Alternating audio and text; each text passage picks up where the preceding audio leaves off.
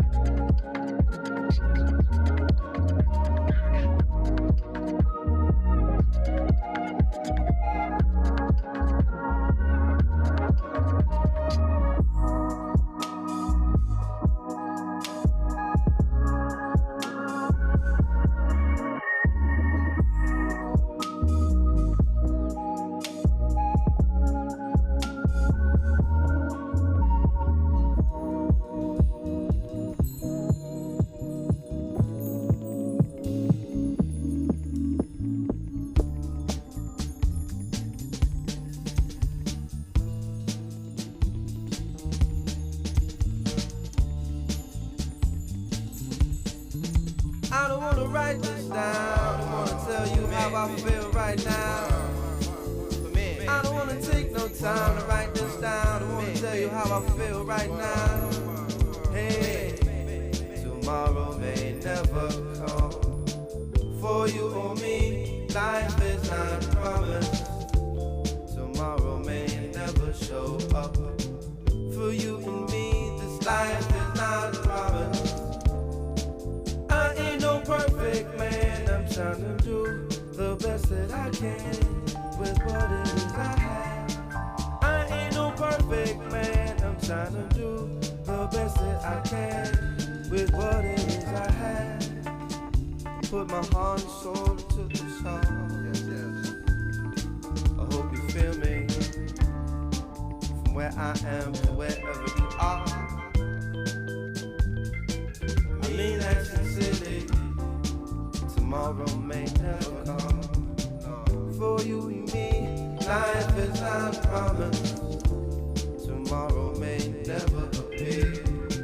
You better hold this very moment. It's very close to you right now. Very close to you right now. So close to you right now. So close to you. Don't be afraid.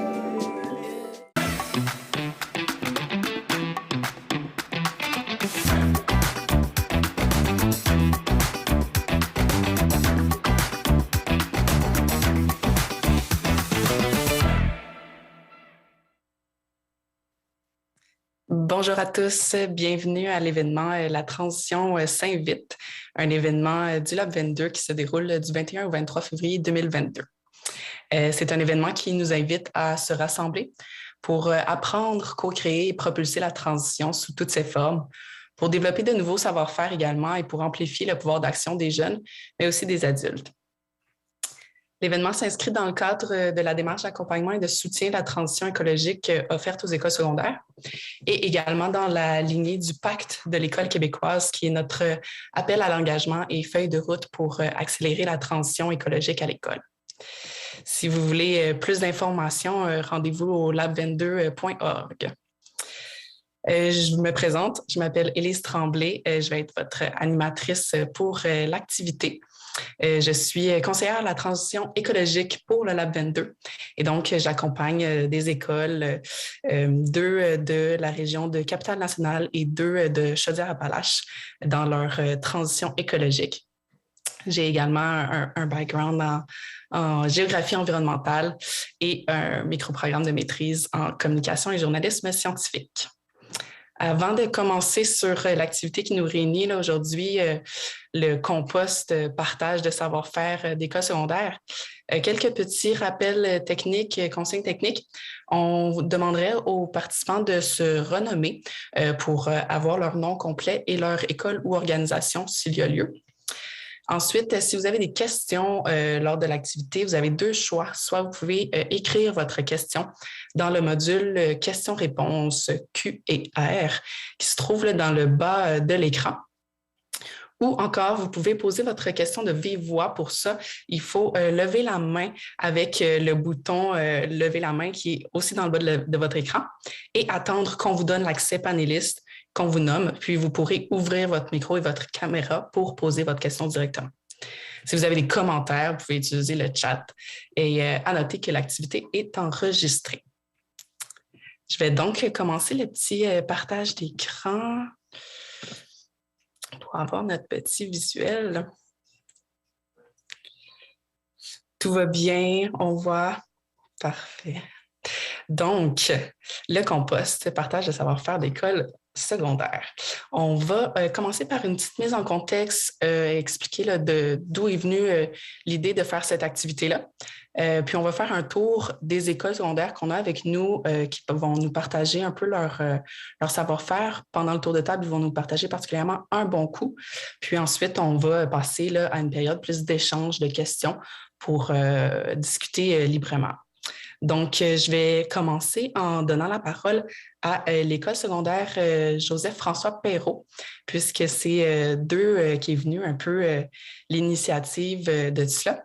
Donc, je vais donner la parole à Dorine Perrault, qui est animatrice de vie spirituelle et d'engagement communautaire, et qui a peut-être avec elle Noah Ducharme, qui est élève à l'école Joseph-François Perrault et qui s'implique, entre autres, dans le comité Compost Perrault. À toi la parole, Dorine. Oui. Alors, voilà, excusez, on a eu des problèmes techniques pour s'installer, mais on est là. Oui, nous, dans le fond, on est en démarche là, avec Lab 22, puis on veut implanter du compost. En fait, on avait, là, vous voyez le petit logo, on a eu un financement en développement durable de la Caisse de notre secteur pour faire émerger les meilleures idées d'élèves pour des projets en développement durable. Et un des projets qui a été retenu, c'est un projet donc de compost pour commencer un système de compostage à notre école. Maintenant, la question est complexe. Il faut que ça se passe bien pour ne pas vivre des déceptions. Là, moi, j'ai déjà implanté, par exemple, des systèmes de recyclage et autres dans d'autres écoles. Puis quand ça ne se passe pas bien, après, là, tout le monde est sur les dents. C'est une mauvaise expérience. Plus rien, personne ne veut rien savoir de rien. Donc, on peut être sûr d'aller tranquillement, d'aller vers des valeurs sûres, de bien faire ça. Voilà, sans se planter finalement pour que ce soit une expérience positive. Donc, Noah et Antonin, que vous allez voir dans un instant, font partie de ceux qui sont très, très, très impliqués en environnement dans notre école et qui veulent voir ce dossier-là avancer. Nous, ce qui a été déposé et accepté comme projet, c'est d'avoir différents équipements, un petit vermicompost, un petit composteur terreau, puis un gros composteur de type Joracan à l'extérieur. Donc, pour faire un premier essai avec différents systèmes, on le sait que le vermicompost, là, on ne fera jamais ça à grande échelle, là, c'est plus pour l'aspect éducatif. Mais, exemple, entre avoir des tonnes de petits terreaux ou 1, 2, 3 gros Joracan, l'idée, c'est de commencer par faire des petits tests pour voir après qu'est-ce qui pourrait être implanté à plus grande échelle. Pour vous donner une topo de notre école, on est en milieu très, très urbain, donc on n'a pas un grand terrain vert ou stocker du compost du tout. Et on a 650 élèves. Puis on a quand même un petit lieu à côté de où on installe le Joracan, où on pourrait potentiellement installer des bacs pour l'entreposer, mais ça reste à voir. Donc, évidemment, qu'on a un petit peu de gazon autour de l'école, là, mais il ne faut pas penser là, qu'on peut prendre beaucoup d'espace. On en a juste un petit peu. Fait que voilà, c'est pour vous donner une idée du topo. Il y a Antonin Girard, d'ailleurs, qui arrive à l'instant, qui va se joindre à nous. Donc, voilà, j'imagine que c'est quelques lignes pour vous donner une idée du contexte dans lequel on est, puis pour vous inspirer un peu dans ce que vous allez nous dire. On a vraiment besoin de vos avis d'experts pour faire avancer notre projet. Merci d'être là. Merci, Dorine. Donc, en effet, vraiment, le but là, de cette rencontre-là, c'est vraiment d'avoir un échange d'expériences entre des écoles qui l'ont déjà fait et des écoles qui souhaitent le faire. Donc, bravo pour votre initiative là, à Joseph-François Perrault. J'ajouterais aussi que, dans le fond, les Dragons du développement durable, c'était une très belle initiative aussi qui permettait justement aux élèves de déposer des projets pour avoir un certain soutien financier, matériel ou en ressources humaines pour réaliser des projets en lien avec l'environnement. Donc, je vais commencer le petit tour des écoles qu'on a avec nous. Je vais commencer par donner la parole au pensionnat Saint-Nom-de-Marie. On a du pensionnat Saint-Nom-de-Marie Marc-André Ducharme, qui est technicien aux ressources matérielles. Pensionnat qui est une école située à Montréal. Je te laisse la parole. Bonjour à tous. Donc oui, le pensionnat est une école secondaire privée, principalement pour filles. Il y a certains élèves là, dans certains garçons dans le programme de musique-études. Mais nous, ici, on a pris la décision de ne pas y aller vers le compost sur place. On fait affaire avec une compagnie qui vient chercher nos déchets organiques ici.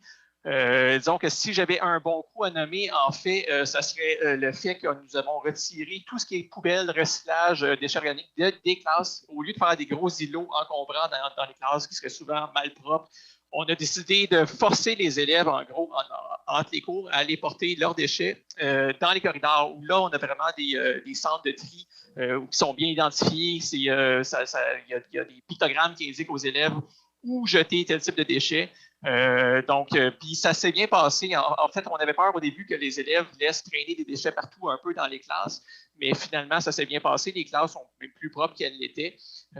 Donc, ils font juste attendre à la fin du cours, puis ils laissent ça sur leur pupitre en attendant, puis à la fin du cours, ils vont les jeter. Sinon, en fait, un autre avantage de ce bon coup-là, je dirais que souvent, des difficultés ou une des peurs qu'on avait, c'est de trouver une façon de s'entendre avec notre équipe d'entretien ménager parce que on aurait pu voir comme les déchets organiques qui, il y a quelques années, ça n'existait pas, comme un surplus à leur ajouter, mais comme on enlevait les poubelles et les packs de recyclage dans les classes, bien, ça leur fait en bout de ligne moins de travail à faire. Donc, le surplus qu'on leur donne pour les déchets organiques, bien, on va l'enlever ailleurs. Fait qu'on a réussi à s'entendre facilement avec eux. Puis eux sont très satisfaits de comment ça se passe pour l'instant. Mm-hmm.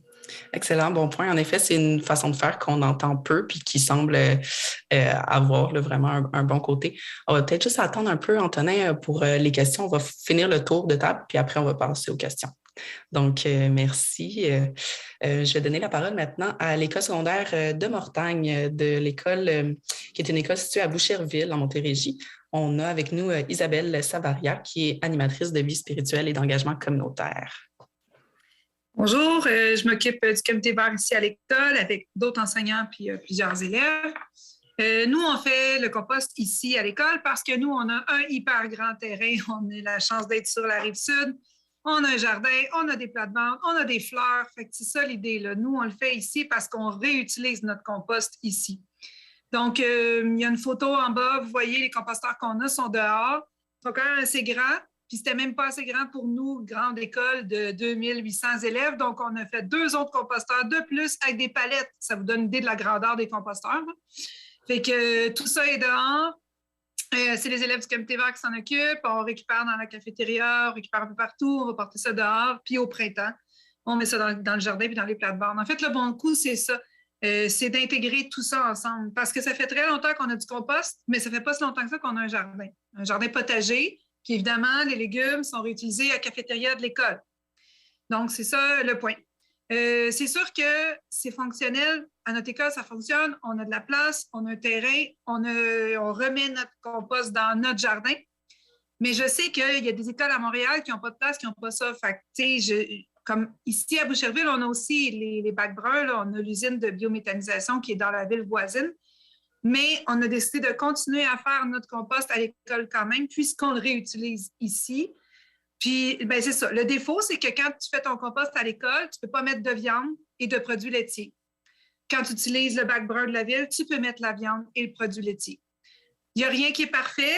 C'est notre compromis qu'on a fait, mais comme on s'est dit qu'on était local et qu'on n'avait aucun gaz dans notre propre compost puisqu'on ne le prend pas avec aucune voiture pour le remettre sur notre terrain, c'est juste du jus de bras, bien, on trouvait ça quand même correct. Puis bon, malheureusement, oui, les déchets produits laitiers ou viande vont à la poubelle, mais il n'en reste pas tant que ça. Fait que, voilà, c'est le pour et le contre de notre choix.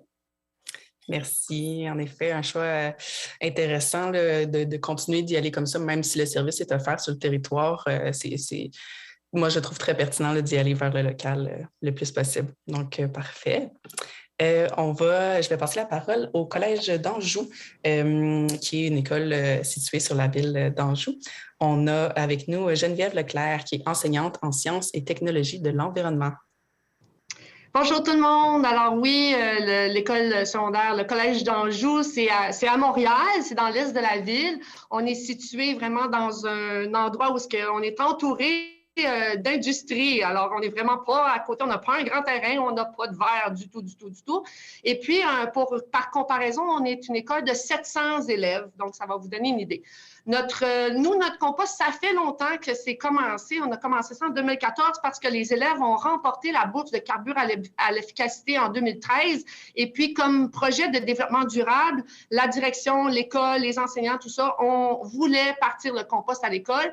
On avait un agrandissement qui s'est produit, un nouveau pavillon dans l'école, donc on a intégré un composteur industriel et des îlots de tri. Alors, à partir de 2014, on a commencé à produire notre propre compost. Ça allait bien, c'est pas facile de ramasser tout ça, de produire tout ça, mais effectivement, on s'est justement buté à des difficultés, c'est-à-dire on ne pouvait pas réutiliser le compost qu'on produisait et notre compost, finalement, s'est avéré... il y avait beaucoup de carbone dedans, beaucoup de produits de carton, trop de petites granules de bois. Donc, lorsqu'on l'a fait analyser par la ville d'Anjou, ils ne voulaient même pas avoir notre compost parce qu'ils ne trouvaient pas de bonne qualité. Alors, paf, la pandémie est arrivée. On a mis fin à nos activités de compost, évidemment, pendant ce temps-là. Et puis, cette année, au début de cette année, la Ville d'Anjou nous a approchés pour faire partie d'un projet pilote. La Ville d'Anjou voulait agrandir la collecte de matières compostables au commerce et tout dans notre secteur. Alors, nous étions très contents de pouvoir y participer. Alors, on a laissé notre composteur industriel fermé, on ne l'utilise plus. Et maintenant, c'est les élèves qui prennent directement dans nos îlots de tri les chaudières de matières résiduelles compostables et on les transfère directement dans un gros bac comme un gros bac de recyclage vert, mais un bac pour le compost. Et une fois par semaine, la Ville d'Anjou passe et ramasse notre compost comme ça. Alors, nous, notre bon coup, c'est ça. On est vraiment contents parce que maintenant, notre compost, au moins, il va être réutilisé correctement parce qu'on avait beau essayer de le produire de la meilleure façon qu'on pouvait. Ça s'est avéré que notre école était vraiment trop petite pour un gros composteur comme ça aussi. Voilà. Merci beaucoup, Geneviève. Donc, on a ensuite une autre école publique, l'école secondaire Marguerite de Lagemeret, qui est aussi située à Montréal. Et on a avec nous Nathalie Bastien, qui est conseillère pédagogique. Bonjour. Nous aussi, on a rencontré des problèmes durant la pandémie pour la collecte parce qu'effectivement, on avait une équipe de jeunes qui ramassaient nos grands bacs à tous les niveaux, mais comme ils étaient en enseignement en ligne un jour sur deux, ça a été difficile cette partie-là d'avoir notre monde au bon moment. Néanmoins, ce qui est la force, je dirais, de notre récupération des matières résiduelles, c'est l'organisation qu'on a mise en place à l'école. Donc, dans chaque classe, on a un bac vert pour ramasser le papier carton non souillé et un petit bac bleu pour ramasser tout le reste qui se recycle, c'est-à-dire du métal, du plastique, ça peut être aussi du papier carton souillé. Puis après ça, les élèves, une fois par semaine, sont invités à aller porter ces petits bacs-là dans les grands bacs, dans le hall. Et à la fin de la période, on a notre équipe du comité vert qui récupère les grands bacs, qui les amène au garage, puis reprend des bacs vides pour les replacer dans les halls. Et on fait aussi la récupération du compost, pas du compost, mais des matières résiduelles dans nos centres de tri, dans les 2 cafétérias, ainsi que dans 3 toilettes qui n'ont pas de séchoir.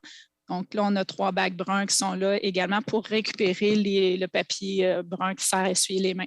Alors, tout ça est récupéré par la ville, donc on ne fait pas de compost directement à l'école. Peut-être qu'un jour, il y a des enseignants qui voudront s'investir à ce niveau-là, mais on trouvait important que toutes les matières qui se recyclent ou qui sont matières résiduelles ou qui se recyclent puissent être récupérées. Voilà. Un grand merci.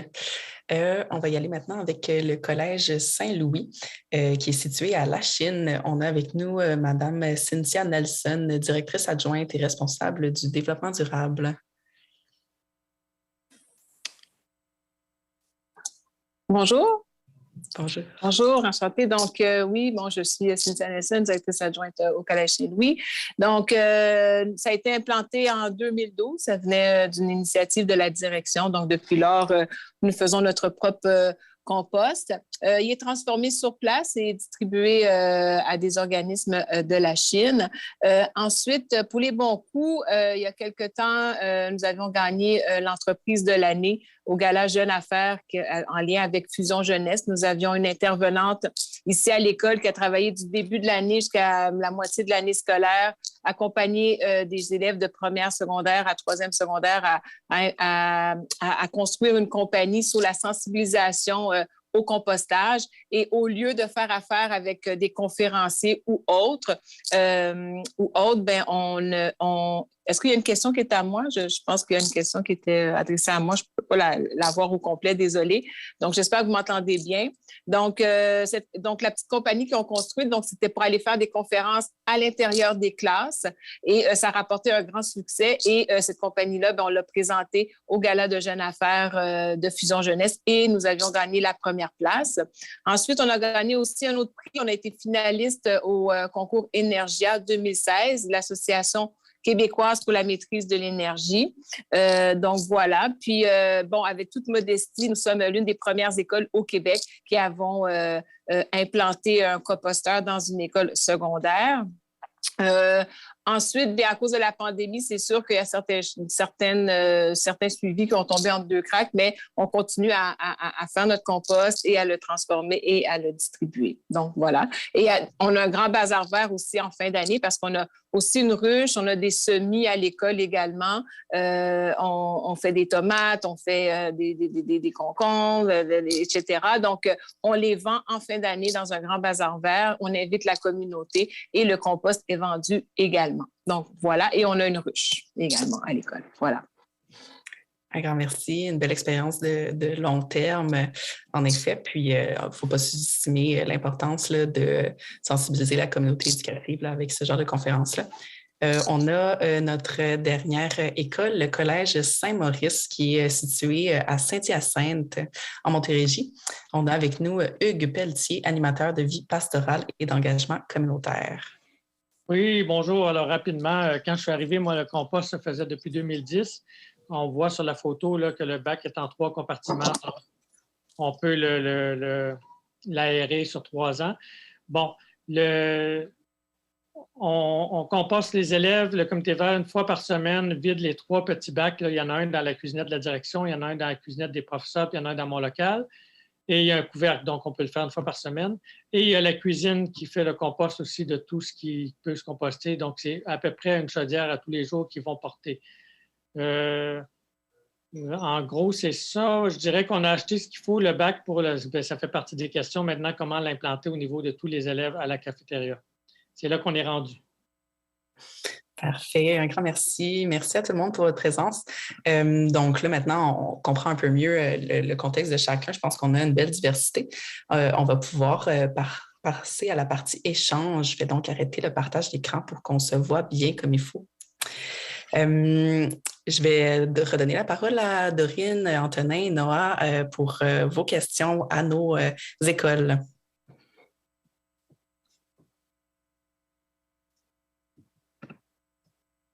Oui, je vais OK, merci d'abord. Oui. Comment vous collectez le compost? Ça veut dire les bacs, mais ma question, c'est est-ce que vous laviez les bacs dans les chaudières ou vous mettiez des sacs de plastique qui étaient compostables ou des sacs de plastique tout court? Fait que c'est ça ma première question, puis on en a d'autres. Oui. Vous pouvez y aller. Madame, je vois pas. Madame Leclerc, vous pouvez y aller. Chez nous, écoute, c'est des bacs, c'est des grosses chaudières, tout simplement, des chaudières à peinture, puis on n'a pas de sac, rien là-dedans. Les élèves doivent les rincer, par exemple, après les avoir vidés. C'est tout simple comme ça. Et à quelle fréquence? Nous autres, les élèves, ils le font à tous les midis. Donc, à la fin du midi, ils vident les bacs. On a 3 gros îlots de tri. Ils vident les 3 bacs, si tu veux, puis ils lavent tout ça à chaque jour. Parce que sinon, les petites mouches, ça arrive, hein? Merci. Il y avait M. Charles qui voulait ajouter quelque chose aussi. Oui, dans notre cas, en fait, on utilise des sacs compostables, ce qui se fait commercialement. Évidemment, il faut savoir que c'est assez coûteux quand même. Donc, ça serait vérifié là, par rapport à un sac de poubelle ordinaire, c'est beaucoup plus cher. Ceux qu'on utilise, on a réussi à trouver finalement des sacs qui sont assez solides parce que souvent sur le marché, ça se déchire facilement et tout. Là. Mais je sais que pour des gros sacs 35-50, souvent, ça va jouer autour de 2 $ du sac. Là. Donc, surtout nous, on change à chaque jour. Donc, il y a des coûts vraiment importants qui viennent avec ça. Mais c'est à l'avantage que c'est simplement ajouté sur la route de l'entretien ménager, de l'entretien ménager. Puis c'est partout dans l'école. Ça va dans un compteur dehors. Il y a une compagnie qui vient les chercher. Pour ça, c'est très, très simple. Par contre, on a peut-être des coûts qui sont plus importants que pour d'autres écoles vont être prêtes à payer. En effet, merci. J'ai vu aussi, il y avait Mme Savaria qui avait levé la main. Oui. Nous, il n'y a pas de sac, c'est des bacs qu'on rince. Dans le fond, il y a dans la cafétéria, c'est des chaudières. Là. Si vous avez une cafétéria qui fait de la bouffe, là, ils ont des chaudières de margarine, puis des chaudières de mayonnaise qui vident. Puis ça, c'est des super cute, petites, belles chaudières qui ne coûtent pas une scène, puis qui permettent juste de récupérer des bonnes quantités de compost, genre dans une classe ou dans, tu sais, c'est comme pas la grosse giga affaire qui a coûté 1 500 $. Il y a beaucoup de recyclage dans notre principe de compost, même les composteurs dehors fabriqués avec des palettes. Et Dieu sait qu'on en reçoit des palettes à l'école. Donc, l'idée, c'est que moins ça coûte cher, plus la direction aime ça.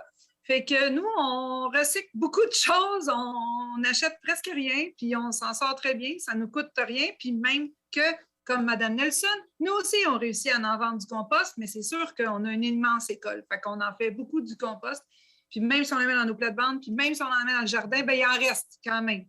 Fait qu'on peut en vendre aussi. Fait que finalement, ce que je vous dirais, c'est qu'avec le compost, on fait de l'argent plutôt que d'en dépenser. Bon. Ça ressemble à ça. C'est bon à savoir. Puis ben là, il y avait une question aussi qui s'adresse à moi dans le chat, je sais, je l'ai vu, là, c'est mais qu'est-ce qui vous empêche d'utiliser le bac brun pour les produits laitiers puis les bons? Fait que là, on l'a essayé. Okay? Là, on a mis 2 chaudières. Ben, c'est toujours les mêmes chaudières blanches, là, en tout cas qu'on recycle, là, qui nous ont rien coûté parce qu'il y avait de la margarine devant avant ou de la mayonnaise. Bref, fait que là, une petite chaudière de mayonnaise de produits laitiers et viande seulement. Et l'autre petite chaudière à côté de ce qui va dans notre vrai compost, cœur de pomme, banane, épluchure, cossin. Bon. Et bien là, finalement, sérieusement, là, dans la partie viande et produits laitiers, il y avait vraiment pas grand-chose. Les élèves, ils mangent leur lunch, ils mangent qu'est-ce qu'il y a à café. Il restait vraiment pas grand-chose dans la partie viande et produits laitiers. Fait que, tu sais, finalement, mettons, si je compare au recyclage, là, à l'école ici, on a 30 bacs bleus gros de recyclage à chaque semaine. Puis avec ce qui restait de viande et de produits laitiers, on a eu de la misère à remplir un bac brun.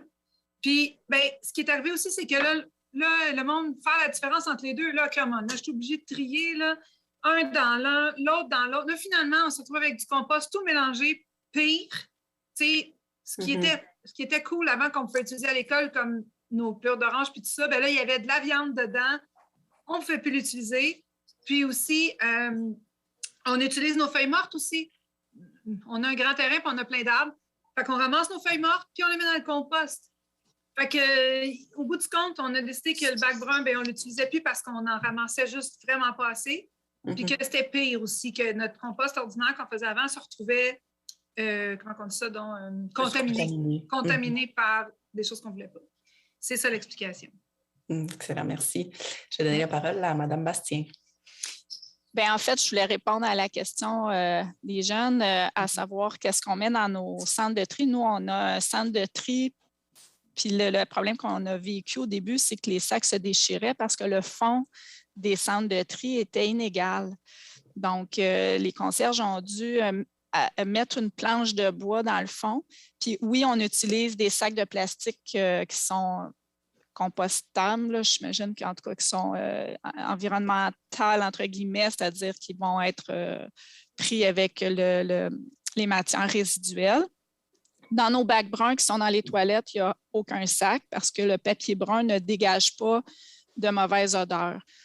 Puis, donc, nos bacs bruns sont en rotation pour le papier brun, c'est toujours les mêmes. Ceux qui servent à récupérer les matières résiduelles, donc à la cafétéria, il vient qu'il y a des odeurs. Fait qu'à un moment donné, il faut que les concierges les nettoient pour enlever ces odeurs-là, mais sinon, c'est toujours les mêmes qui sont utilisés pour cette utilisation-là aussi. Voilà. Merci. Je vais donner la parole à Mme Nelson. Oui, bien, il y avait une question, c'est dans le chat, là, c'est combien ça coûte un composteur industriel? Bien, ça coûte 75 000 à peu près. Donc voilà, je vais répondre à cette question. Merci, bon point.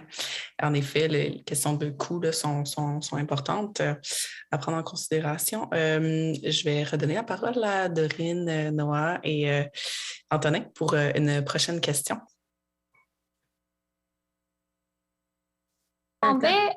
Surtout pour nous, on pensait que ça pourrait potentiellement être un problème, surtout pour les écoles qui doivent vider et laver les bacs parce qu'ils ne mettent pas de sac. Comment recruter une équipe d'élèves solides pour faire le gérage du compost? La gestion. Puis devoir tout laver, puis tout ça, beaucoup d'élèves, ça répugne. Puis surtout, sur une base régulière, c'est ça. Comment recruter les gens qui vont venir. Comment bien les impliquer, puis les garder dans les comités. Je vais donner la parole à Geneviève Leclerc. C'est vraiment le nerf de la guerre là, pour que ça soit bien trié, tout ça. Là, ça, c'est vraiment pas évident. Je les paye, mes élèves. Je leur donne un petit 5 $ par midi pour qu'ils me le fassent. Là. Ça prend pas grand temps, ça prend une vingtaine de minutes, mais ils me le font. Fait que il y en a que ça fait leur affaire puis ils sont bien contents. Intéressant, merci. Est-ce qu'il y a d'autres écoles qui ont d'autres façons de faire, qui utilisent aussi l'implication de jeunes là, dans la gestion du compost? Il faut croire que moi, je suis chanceuse parce que je ne les paye pas puis ils le font pareil. Ça fait partie, j'imagine, de l'ensemble de l'œuvre que ça ne coûte à peu près rien faire du compost. Je leur paye des beignes en réunion au début de l'année, je leur paye des beignes en réunion de la fin de l'année. Ça ressemble à ça. Je ne sais pas quoi vous dire. Je veux dire, les élèves sont convaincus, ils ont le goût de le faire, c'est bon pour l'environnement. C'est sûr que je pense que le jardin aide. Quand ils voient en septembre qu'ils mangent les légumes qu'ils ont semés eux autres mêmes, qui ont poussé avec le compost, qui ont ramassé toute l'année, mais quand même, il y a comme... Mais c'est ça, c'est la chance qu'on a d'avoir un projet qui s'auto... faut en dire ça, là, mais ça roule. Là. C'est local, ils voient comme le résultat. Quand on fait une grosse salade de choux à la cafétéria puis qu'on dit la salade de choux est offerte par le comité vert, quand on dit aujourd'hui les carottes qui sont dans la soupe, ben, c'est les carottes qu'on a fait pousser dans le jardin. Fait que là, les élèves, ils voient concrètement qu'est-ce que ça donne, puis ils ont le goût de s'impliquer, puis ils reviennent d'année en année. Puis là, ben, ça fait tellement longtemps qu'on a même des petits frères et des petites sœurs. Hein? Fait que c'est ça.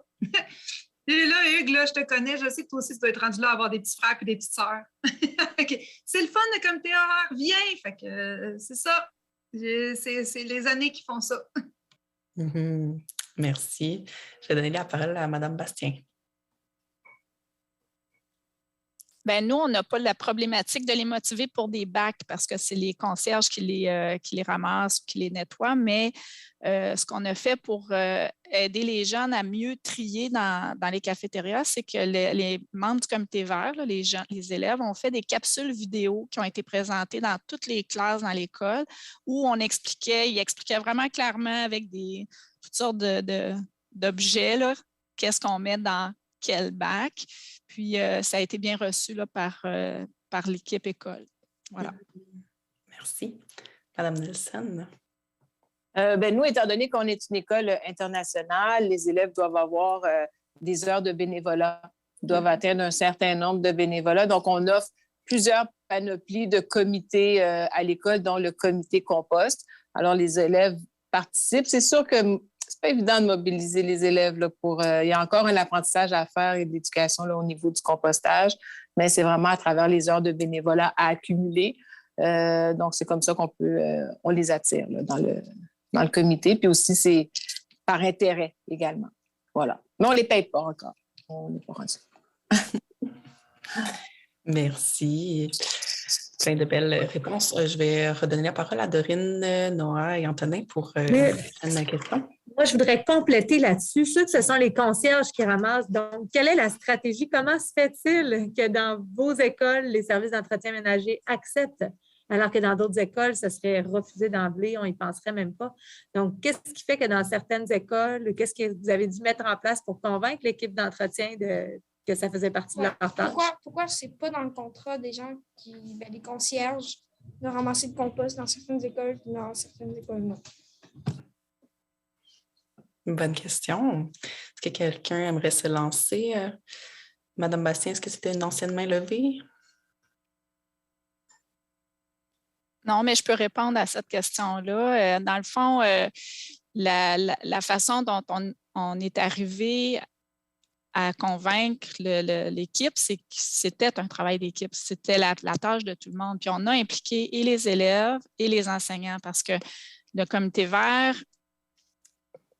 vert ramasse les grands bacs, mais les petits bacs sont ramassés dans les classes. Fait que les concierges, ils ne touchent pas aux petits bacs qu'il y a dans les classes. C'est fait par les enseignants qui sont en présence élèves tous les mardis à la deuxième période. C'est les élèves qui amènent le compost, ou pas le compost, pardon, mais les bacs bleus et verts dans les grands halls. Puis c'est les membres du comité vert, donc les élèves qui amènent les bacs qui sont dans les halls dans le garage. Fait que les concierges n'y touchent pas non plus. Puis ils ramènent les bacs vides là, y compris dans les 3 toilettes. Les bacs bruns sont ramassés, donc les concierges ne touchent pas à ça. Qu'est-ce qui reste? Qu'est-ce qui s'est ajouté pour les concierges? C'est les centres de tri à la cafétéria. Donc, dans l'ensemble, c'était la partie qui restait, mais sinon, il n'y avait pas d'ajout par rapport à... parce qu'on s'est procuré des bacs, là, nous, il nous en manquait là, pour faire la différence entre ce qu'on ramasse dans les bacs bleus, les bacs verts, les bacs bruns. Il fallait en ajouter pour faire une rotation des bacs. Mais encore là, ce n'est pas eux qui ont fait la commande. Là. Ça s'est fait par des gens qui portaient des porteurs de dossiers dans l'école. Fait que leur part à eux, finalement, c'est de sortir les bacs aux bonnes journées, puis de les rentrer dans le garage, puis s'occuper des 2 centres de tri dans les cafétérias, mais qui ramassent des poubelles ou qui ramassent les trucs de centre de tri, ça revenait quand même pas une surcharge. Voilà. Puis l'importance justement d'éviter le plus possible qu'ils aient une surcharge ou de leur ajouter des contacts. Est-ce que c'était une question de coût ou il y avait d'autres limites de ça qui faisaient en sorte que vous avez voulu vraiment limiter le plus possible leur augmentation de charge de travail? Bien, nous, clairement qu'on ne voulait pas augmenter leur charge de travail, surtout qu'en temps de pandémie, elle avait déjà augmenté. Puis nous, on a commencé notre recyclage et récupération des matières résiduelles en 2020. Là, on est 19-20, donc on était novembre 2019. C'était quelques mois avant la pandémie. Donc, eux, ils se sont vus déjà ajouter beaucoup de désinfection, nettoyage et tout en lien avec la pandémie. Fait que quand on l'a mis en place, c'était hors de question qu'on en rajoute et on le comprenait très bien. Puis ce système-là est resté. Mm-hmm. Excellent. On a aussi une école là, qui ajoute que eux, c'est leurs surveillants d'élèves qui font la tournée des bacs de compost et leurs élèves en retenue également. Donc, pour impliquer, pour avoir cette aide-là supplémentaire. Je vais donner la parole à Mme Nelson. Le micro. C'est une vieille main. C'est une vieille main. Okay. Oui, c'est ça, désolé. Parfait, merci. Oui, M. Ducharme. Donc, pour compléter, moi, comme j'avais mentionné dans la présentation, dans notre cas, nous, en fait, on a retiré des classes les anciennes poubelles, les anciens bacs de recyclage. Donc, même si on ajoutait les centres de tri dans les corridors, bien, on leur enlevait du travail à ce niveau-là. Il serait deux choses à savoir. Comme on sort beaucoup de matière organique, là, tout ce qui sort à la cafétéria, on en sort une tonne. C'est sûr que ça fait des bacs, des sacs qui sont très lourds. Ça, c'est peut-être un peu plus difficile pour les concierges. Donc, il faudrait penser peut-être ajouter plus de centres de tri ou plus de poubelles pour les déchets organiques pour que ça soit plus divisé, que ça soit plus facile pour eux. C'est la même chose dans la cuisine aussi, d'ailleurs. Là où on a une difficulté aussi au départ, la façon qu'on avait commencé ça, c'était avec un accord qu'on avait avec l'arrondissement d'Outremont. Étant donné qu'il n'offrait pas le service aux écoles, aux institutions pour venir chercher le compost, les déchets organiques sur le terrain, on avait ils avaient accepté qu'on ait des bacs bruns comme les citoyens ont simplement, donc on a les porter sur le coin de rue.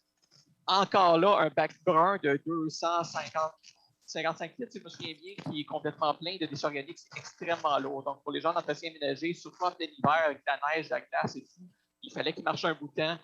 Sans côte, en plus, chez nous, c'était vraiment pas évident. Donc, éventuellement, on a pris la décision d'y aller avec la compagnie qui vient chercher nos déchets ordinaires. Mais comme on sort beaucoup de déchets organiques, on avait 2 conteneurs avant de déchets ordinaires qui étaient vidés 3 fois par semaine. Maintenant, on a un compteur de déchets organiques, un de déchets ordinaires. Et donc, on perd ça, déchets organiques, on le fait vider 1 fois par semaine seulement. Donc, la quantité de déchets qu'on sort semble être plus petite, ou du moins, peut-être comme c'est plus compact, ça rentre mieux, mais on sauve 2 transports de plus en faisant ça. Donc, c'est ça. C'est un peu comme ça qu'on a réussi à convaincre les gens d'entretien ménager, parce que dans notre cas, c'est pas une équipe qui travaille pour l'école, c'est une entreprise partenaire. Donc, là, c'était la difficulté de possiblement rouvrir le contrat avec eux qu'on voulait éviter. Comme on a fait ça, là, on a une entente et les choses ont été. Merci. J'en profiterai pour vous partager les 2 questions qu'on a eues particulièrement pour vous. C'était par rapport est-ce qu'il y a eu des réticences quand vous avez dû retirer les bacs des classes? Est-ce qu'il y a eu rébellion ou autre? Puis également, à quelle fréquence le compost des corridors est récupéré? Le compost, que ce soit dans les corridors, à la cuisine, à la cafétéria, dans les toilettes, je ne sais pas ce qui se passe avec mon âge. Ça a été, c'est fait à chaque jour, donc systématique, donc il n'y a pas d'histoire d'odeur, d'insectes ou quoi que ce soit. Là. En bout de ligne, ça revient à peu près à la quantité de poubelles qu'on avait avant, donc il n'y a pas vraiment de différence par rapport à ça. Il n'y a pas rien qui s'est rajouté. Donc, c'est ça. Et l'autre question, c'était, pardon? C'était à savoir s'il y avait des réticences. Des réticences, non, aucunement en fait. Non, ça c'est. En fait, nous, on avait peur au début. En fait, ça fait 2 ans qu'on ramasse les déchets organiques à l'école. On a commencé tranquillement l'an passé avec la cafétéria, la cuisine, que c'était quand même beaucoup de stock. Je pense qu'on a commencé aussi dans les toilettes aussi. Dans le fond, c'est tout ce qui est papier brun. On a éliminé la poubelle des toilettes. Évidemment, il faut penser qu'il faut quand même qu'il y ait des poubelles pour les serviettes sanitaires, mais sinon, on a juste une poubelle pour les papiers bruns. Ça, on a commencé ça à mettre ça dans les déchets organiques l'an passé. Et là, c'est cette année, comme ça allait bien l'an passé, qu'on avait trouvé notre aire d'aller puis compris comment fonctionner. Bien, là, on a enlevé ça des classes. Puis il y avait des craintes au début, mais dès le début, on a compris que ça se passait bien, que les élèves faisaient bien attention, les élèves ne se sont pas plaints, l'entretien ménager disait que ça allait bien. Donc, les profs, ça allait bien aussi, donc non, on n'a pas eu de résistance. Merci. Puis j'en profiterai pour ajouter parce que c'est quelque chose qui revient quand même souvent dans les questions, comment on s'assure qu'il y a une bonne qualité du compost et autres. Puis j'ai mon collègue William Dufresne là, qui a ajouté en commentaire dans le chat qui a fait la caractérisation des matières résiduelles de plusieurs écoles, de nos écoles qu'on accompagne. Puis parmi celles qui avaient la collecte des matières organiques du compost, le taux de contamination de leur compost variait entre 0 et 8,12 %. Donc, ça reste quand même des taux de contamination assez faibles. Donc, bravo à tous. Je vais redonner la parole à Dorine, Noah et Antonin pour une prochaine question. Oui. Pour les écoles qui transforment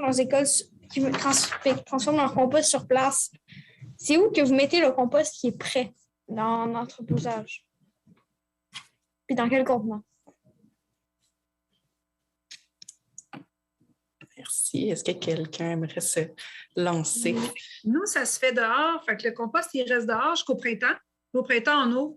C'est magique. Puis là, il y a du compost permanent. C'est ça. Là, on n'a pas vraiment d'enjeu d'entreposage. Mais c'est sûr qu'on a un peu, comme ce qu'Éric vous a montré, là, 1 année sur 3. Là. Mais ça reste dans le composteur. Puis on roule là, 1 année sur 3. Puis c'est tout. Fait qu'on n'a pas besoin de l'entreposer. Il reste dehors dans le composteur. Il n'y a aucune mention locale ou quoi que ce soit.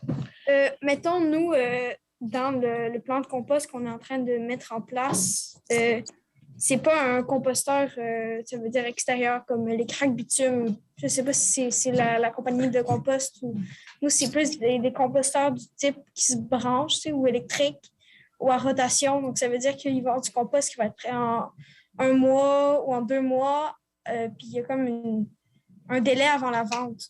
Fait que je ne sais pas si les écoles ici qui se retrouvent dans la même situation que nous, qui auraient des conseils à nous donner. Merci. Je donne la parole à Mme Nelson. C'était pour répondre à la question. Nous, on les met dans des grands sacs de papier, puis on le laisse entreposer là, puis après, on fait nos plants de tomates, etc. Là. Ils restent à l'école. Ça ne périt pas? Non. On fait ça depuis 2012. Ben, c'est pas... Faut-il que ce soit hermétique ou quelque chose? Oh, là, tu me parles. Moi, je sais juste qu'on l'entrepose là-bas dans notre garage, puis ça reste là jusqu'au mois. Oui. Parce que... Des belles questions, hein, ça. Ce sont des experts. Oui. C'est bon. OK. Excusez-moi. C'est ça parce que nous, on nous avait dit que si on le conservait trop longtemps en intérieur, par exemple dans un garage ou un local, puis que le contenant n'était pas hermétique, donc que ce soit si le contenant n'est pas hermétique, la terre allait sécher et le compost serait plus bon pour être utilisé après. Fait que c'est ça, des sacs de papier, c'est pas hermétique, mais ça marche quand même. Ça fonctionne quand même, mais je vais aller faire mes devoirs selon ce que vous venez juste de me dire, puis je vais voir qu'est-ce qu'on peut faire de ce côté-là. Mais pour le moment, ça va bien avec notre compost, mais je vais aller faire, comme je dis, mes devoirs au niveau des bacs hermétiques. Là. Mais là, ça va. On dit aussi dans le chat qu'il ne faut pas que les sacs soient hermétiques, sinon les micro-organismes vont changer. Ils ont besoin d'oxygène. Donc, peut-être une question à creuser un peu plus. Merci. Est-ce que vous aviez une autre question du côté de Dorine, Noah, Antonin? Sinon, on a plein de questions aussi du public. Oui, alors, notre dernière question, à moins qu'il y en ait d'autres qui surgissent. Pour les écoles qui transforment leur compost sur place, comment est-ce que vous organisez la vente et la distribution du compost? Donc, est-ce que c'est aux parents? Est-ce que c'est à la communauté? Puis aussi, comment mobiliser cette vente-là? Puis aussi une question spécifique pour le Collège Saint-Louis. Comment vous alliez vente de compost et vente de semis ou de légumes? C'est ça. Merci. On va justement commencer avec Mme Nelson. OK. Bon, là, peux-tu répéter la dernière question? J'ai mal entendu, s'il vous plaît. La dernière question, c'est comment vous alliez vendre de légumes ou de semis et vendre de compost? OK, donc on fait une vente interne à l'école ou en ligne. On fait un lien Internet et on met nos produits là, comme une entreprise locale. Puis on prend des photos de nos plants, tomates, aubergines, concombres, etc. Puis on met ça en ligne, puis là, on l'envoie aux parents ou à l'interne à l'école. Mais là, on est sur place à cause de la pandémie, donc on va quand même garder le lien. Je ne sais pas si la responsable va vouloir, mais on organise un grand bazar dans l'école. Donc, on transforme la cantine, l'atrium en un bazar et on met en vente nos produits, donc nos plants, nos sacs de compost, nos pots de miel aussi, des petits pots de miel. Donc, ça fonctionne beaucoup. Puis, on envoie un courriel aux parents aussi. On les invite à venir acheter à l'école. À un moment donné aussi, on a élaboré des petits pamphlets qui annonçaient notre bazar à l'école et on a été les distribuer là, aux alentours de l'école, dans la communauté. Puis, il y a du monde qui sont venus acheter nos plants, nos produits et tout. mais ça demande beaucoup d'organisation, beaucoup de travail, mais c'est une activité qui est très populaire. Donc, je lance l'idée aux autres écoles. Comme j'ai pris vos idées, ben, je lance celle-là aussi. Mais c'est beaucoup de travail. Dans quel contenant vous vendez le compost, puis à quel prix? OK. Je vais te préparer pour ton magasin. Donc, c'est des petits sacs qu'on avait dans le temps. Là. Il y a 2-3 ans, là, c'était des petits sacs de compost qu'on mettait le compost. C'est beaucoup de travail aussi. Puis on le vendait 3 $, 5 $. Là. On essaie de faire des petits prix. Puis là, c'est ça. On essaie de faire des petits prix. Le site Internet que vous utilisiez pour la vente en ligne, c'est lequel? C'est un lien qu'un professeur fait. Je pourrais vous l'envoyer comme exemple. OK. Puis, il crée le lien sur... C'est vraiment... Vous avez créé un site Internet juste pour ça? Je ne pourrais pas te dire. Oui, c'est comme un lien. Là. C'est facile, là, mais c'est pas moi qui l'ai fait. Mais je pourrais te le transférer. Là. Je ne sais pas c'est quoi votre courriel, mais je pourrais vous transférer pour faire un exemple. Mais c'est très facile. Là. C'est vraiment tous les produits d'un bord, des images, la description du produit et le prix. Puis là, on choisissait. Puis là, après, celle qui était responsable, ben, elle amenait les plans et puis on donnait rendez-vous. Puis après, bon, le paiement se faisait. Mais payé sur Internet, là, tout est payé en personne. Non, en personne, oui, en personne. On a pris l'initiative de faire ça, puis je pense qu'on va continuer à cause de la pandémie, là, il y a 2 ans. Dernière question qui est vraiment précise. C'est quoi les petits sacs exactement? C'est quoi la quantité de compost qui était à l'intérieur? Ouais. Ça coûte cher. C'est des sacs dans le temps qu'on allait acheter, mettons, à Réno Dépôt ou bien c'est des sacs compostables. Ce n'est pas des sacs que nous, on faisait. Là. Ça, c'est il y a quelques années. J'en profiterai, Mme Nessel, pour vous partager une question du public. Yann nous demande à quel genre d'organisation le Collège Saint-Louis parvient à vendre son compost? Bien, c'était à donner. Dans le temps, c'était le gramme de la Chine. OK, le gramme. Mais moi, j'avais prévu, le gramme de la Chine, oui. Mais là, je prévoyais pour... Hein? Non, excusez-moi. Moi, je vous écoute. OK. Pour faire des jardins eux-mêmes? J'imagine que oui, mais dans le temps, c'était le gramme. Puis moi, j'aurais voulu aussi distribuer nos produits aux épiceries aux alentours de l'école, mais ça, c'est un projet qu'on pense, là, à commencer à distribuer aussi autour, là, parce que des fois, il y a des surplus. Après le bazar, là, il reste des trucs là, après. Là. Donc, c'est à qui les donner. Merci. Est-ce que du côté de Dorine, Noah ou Antonin, vous aviez une autre question ou j'y vais avec une question du public? Ça peut être les questions. Ouais. Oui, merci. C'est très généreux de votre part de nous partager autant votre savoir. C'est une expertise très précieuse. Je suis certaine que vous serez de plus en plus sollicité au fil des années. Et oui, on va donner la chance à d'autres de poser leurs questions maintenant. Merci. Parfait, merci. Une question qui revient souvent, c'est au niveau là, de comment assurer la qualité du tri, compost, déchets, recyclage. Est-ce que certains d'entre vous avaient des trucs, conseils? On a parlé un petit peu de conférences en classe. Est-ce qu'il y a d'autres personnes on a parlé un peu de capsules aussi? Est-ce qu'il y a des personnes qui ont mis en place d'autres façons de faire pour que le tri se fasse comme il le faut? Oui, Madame Savaria. C'est une question d'éducation. Oui, au début de l'année, en septembre, on investit un petit peu, là, justement, capsule en classe. Dans les premiers midis aussi, en septembre, on va demander au comité vert d'être un peu présent autour, puis de regarder quand les jeunes mettent des affaires, de dire « Ah, regarde, vois-tu, ça va dans le compost. Ah, non, ça y va pas. » Puis on fait ça 2-3 midis. Puis après ça, généralement, toute l'année, c'est pas mal correct. Fait que c'est un petit peu d'éducation au début de l'année. Puis les profs de sciences acceptent, nous autres, de passer la petite capsule là, qui est vraiment pas longue, le petit PowerPoint qu'on a fait avec le comité vert, puis c'est pas long. Puis il y a des affiches aussi, c'est vrai. Il y a une affiche au-dessus. Nous autres, nos petites chaudières sont sur la poubelle. Donc, il y en a partout dans le café. Puis au-dessus, il y a une affiche. Puis c'est marqué qu'est-ce qui va dedans puis qu'est-ce qui ne va pas dedans. Mais c'est tout simple. Là. C'est une affiche qu'on a trouvée. C'est le gouvernement du Québec qui l'a faite. Là. On n'a rien inventé. Là. C'est qu'est-ce qui va dans le compost puis qu'est-ce qui ne va pas. Puis ça, il y a ça en haut de chaque endroit où il y a une petite chaudière. Puis on est chanceux, là, c'est William qui a écrit « Je viens de faire... » C'est vrai, il vient de venir à notre école. Puis quand il est venu à notre école, il nous a dit que le compost n'était vraiment pas contaminé. Fait que c'est ça. C'est de l'éducation. Mais ça, dans un comité vert, je pense qu'il y a une partie éducation aussi, justement. Fait que c'est ça. Merci beaucoup. On va y aller avec une dernière question de Mme Julie Ouellette qui va prendre la parole.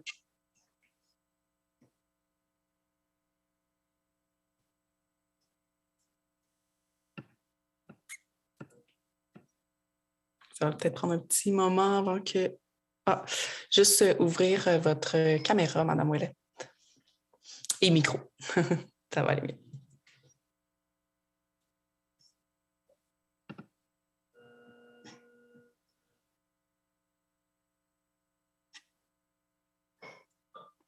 Est-ce qu'on a un problème technique?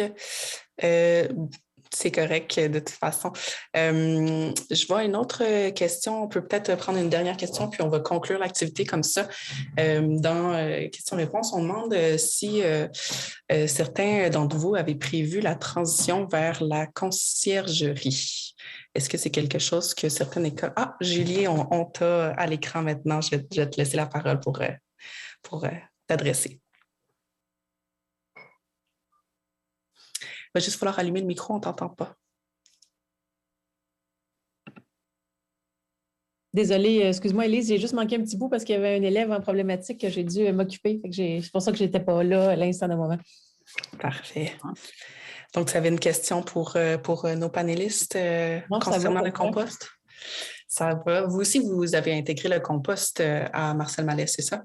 Oui, c'est sûr que nous, on fonctionne avec la Ville de Lévis là, qui nous offre le service de collecte des bacs bruns. Donc, pour l'instant, nous, la façon qu'on fonctionne, c'est qu'il y en a à l'étage des cafétérias. Et ensuite, il y en a à chacun des étages, pas dans les classes, mais on a des bouts de corridor là, où est-ce qu'on a des petits bacs, on va dire, de cuisine, là, où est-ce qu'on ramasse le compost. Puis, on essaie d'étendre ça. Mais pour l'instant, ce qu'on fait là, on trouve que ça va quand même bien. Parfait, merci. Plein de beaux exemples. En tout cas, ça conclut notre activité. Un grand merci vraiment d'avoir participé. C'est une façon de faire là, que le Lab 22 veut aller de plus en plus vers de créer des espèces de petites communautés de pratique entre écoles secondaires sur des sujets précis comme ça. On voit que ça amène beaucoup d'intérêt parce que l'implantation du compost, il y a beaucoup d'écoles qui veulent le faire, mais qui se posent la question à savoir... par où je commence, justement, ce serait quoi la bonne façon de faire? Donc, on trouve ça très intéressant là, que d'autres écoles aient accepté de partager leur expérience. Un grand merci. Je vais y aller avec juste les petites conclusions. Donc, un grand merci à tout le monde d'avoir participé. L'événement, la transition s'invite se poursuit. On va avoir une prochaine activité dans très peu de temps. Bon, je suis vraiment désolée, je cherche. OK. Bon. Donc, la prochaine activité, c'est une classe connectée engagée avec nos invités mystères, 2 invités mystères. On a la chance d'avoir Alexandre Forêt, humoriste, et Léa Lardot, militante et chargée de projet en mobilisation citoyenne à la Fondation David Suzuki. Donc, ça va avoir lieu de 14h15 à 15h. Vous pouvez également visionner des capsules éducatives qui sont disponibles en tout temps sur le site Internet du Lab 22. Les capsules portent sur une variété de sujets relatifs à la transition écologique et peuvent servir de contenu éducatif à diffuser en classe pour vivre aux élèves des ateliers pratiques ou stimuler des discussions. Vous voulez faire bouger les choses à votre école, vous pouvez également inviter votre direction d'école à signer le pacte de l'École québécoise pour passer de la parole aux actes, ou encore appuyer le pacte en le signant vous-même pour démontrer votre appui au mouvement. Tous les détails sont sur le site Internet du Lab 22. Si vous souhaitez embarquer dans la démarche d'accompagnement et de soutien du Lab 22 en tant qu'école, vous pouvez également signifier votre intérêt sur notre site Internet. Et vous trouverez aussi une boîte à idées sur notre site pour partager vos idées pour une école éco-responsable et éco-citoyenne. Finalement, bien, on a notre comité Conseil Jeunesse 22. S'il y en a parmi vous qui souhaitez s'impliquer dans un comité composé de jeunes provenant des 4 coins du monde, il s'agit de personnes âgées entre 15 et 29 ans. Donc, vous pouvez déposer votre candidature en ligne sur notre site Internet. Avant de vous quitter, je tiens à remercier toute l'équipe et les collaborateurs, collaboratrices du Lab 22, ainsi que ses précieux partenaires. Merci à tout le monde et à la prochaine. La transition se poursuit.